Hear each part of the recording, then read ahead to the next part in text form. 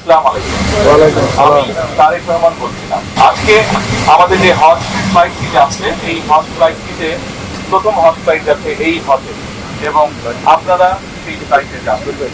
এই যে দেখা করার সুযোগ পেয়েছি, সেজন্য আমি আল্লাহর দরবার শুকরিয়া আদায় করি। আপনারা প্রত্যেকেই আল্লাহর মেহমান। আমি দৃঢ়ভাবে বিশ্বাস করি আল্লাহর মেহমান যারা আপনারা আল্লাহর ঘরে যাওয়ার সুযোগ হয়েছে, আপনাদের তৌফিক হয়েছে, আপনারা যদি আল্লাহর দরবারে হাত তুলে কিছু চান, আল্লাহ ইনশাআল্লাহ সেটি কবুল করবেন। আপনাদের কাছে আমার বিনীত অনুরোধ থাকবে, আপনারা এই বাংলাদেশের নাগরিক হিসাবে, বাংলাদেশের সন্তান হিসাবে হজে যাচ্ছেন, দয়া করে দেশ এবং দেশের মানুষের জন্য দয়া করবেন, দোয়া করবেন, যাতে করে আল্লাহ আমাদেরকে তৌফিক দেন, যাতে আল্লাহ আমাদের উপরে রহমত নাজিল করেন, যাতে আল্লাহ আমাদেরকে সাহায্য করেন।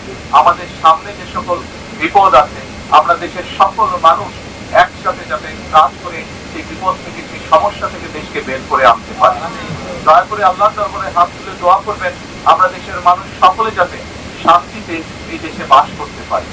দয়া করে আল্লাহর কাছে দোয়া করবেন যে আমরা দেশের মানুষের জন্য এই সরকার যে কাজগুলো করতে চেষ্টা করছে, দেশের মানুষের বেকার সমস্যার সমাধান করার জন্য, দেশের মানুষের খাদ্য নিরাপত্তার জন্য, দেশের মানুষের শিক্ষার জন্য, দেশের মানুষের স্বাস্থ্যের জন্য, কর্মসংস্থান সহ আরো যে কাজগুলো আমরা করতে চাইছি, সেই কাজগুলো যাতে আমরা সম্পন্ন করতে পারি, তার জন্য যেন আল্লাহ আমাদেরকে তৌফিক দেন, আর সেই রহমত যাতে আল্লাহ আমাদেরকে দেন।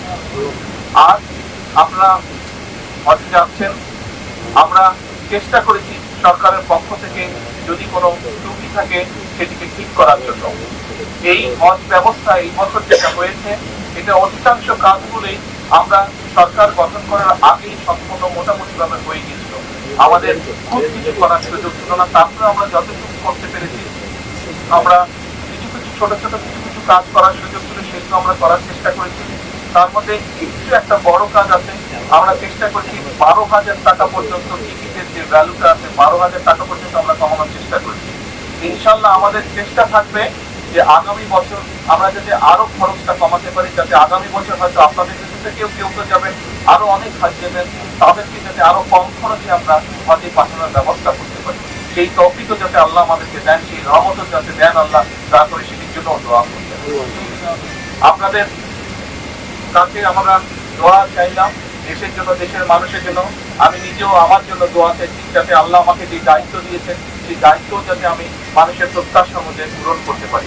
আপনারা যদি দেশের মানুষের জন্য আল্লাহর দরবারে হাত তুলেন, ইনশাআল্লাহ আল্লাহ সেই দোয়া কবুল করবেন, কারণ আপনারা আল্লাহর মেহমান। একই সাথে আমরা যারা দেশে রয়ে যাচ্ছি, আমরা দোয়া করছি আপনারা যারা যারা যাচ্ছেন, যতজন মানুষ যাচ্ছেন, প্রত্যেকে ইনশাআল্লাহ সুস্থ শরীরে পরিবারের কাছে যাতে ফিরে আসতে পারে, সুস্থ ভাবে এই দেশের আবার যাতে দেশের মাটিতে ফিরে আসতে পারে। পরিশেষে আবারও আপনাদের দোয়া দিয়ে আমার এই আপনাদের কাছে বিদায় নেই। আসসালামু আলাইকুম।